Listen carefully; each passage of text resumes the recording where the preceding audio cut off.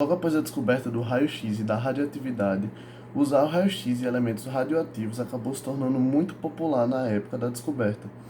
Então, acabou sendo usado para chocolates, cremes de beleza e afins. Até que os médicos começaram a usar a radioatividade para fazer exames e acabaram notando uma coisa estranha que seria a queda de cabelo deles. Mas por que isso acontece? Mas por que a radiação é tão prejudicial para a gente? Primeiro, a gente deve entender o que é radiação. Uma definição simples de radiação. Ela é uma energia em trânsito, que geralmente é transmitida por uma fonte que propaga no meio do vácuo, do ar ou meios materiais. Nós podemos ter a radiação por meio de prótons e elétrons, que seria o caso da radiação gama, também como podemos ter por radiações eletromagnéticas. A radiação hoje em dia é muito importante por causa da sua capacidade de dar diagnósticos de doenças e tratamentos em si, mas ela tem que ser feita em doses exatas para que não ocorra nenhum tipo de problema. A radiação eletromagnética. A radiação eletromagnética está praticamente em tudo que a gente vê hoje em dia, como por exemplo o fogo. O fogo nada mais é do que um ar quente, sendo que ele transmite uma luz, que é uma radiação eletromagnética que está visível no nosso espectro eletromagnético.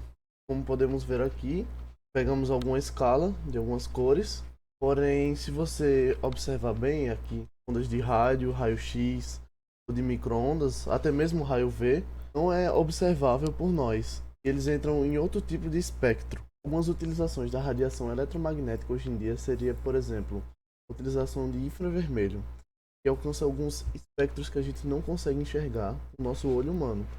Porém, precisamos de alguns tipos de máquinas para conseguir alcançar esse tipo de espectro.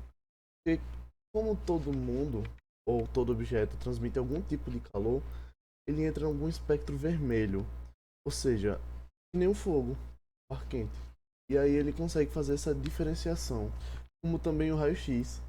São ondas muito fortes que conseguem ver através de tecidos moles. Além desses exemplos, tem o micro-ondas, que literalmente transmitem micro-ondas de calor que vão através do nosso alimento e assim esquentando eles. Enfim, tem vários exemplos.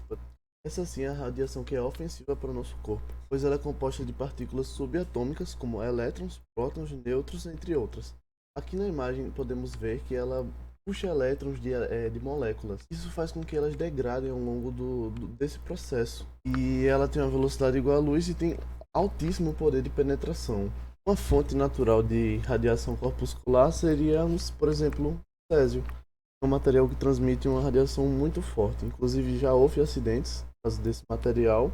E uma fonte artificial seria como, por exemplo, a radiografia usada em hospitais para tirar o raio-x. São alguns efeitos biológicos causados por causa da radiação, tanto os efeitos pela radiação eletromagnética como também a radiação ionizante ou corpuscular.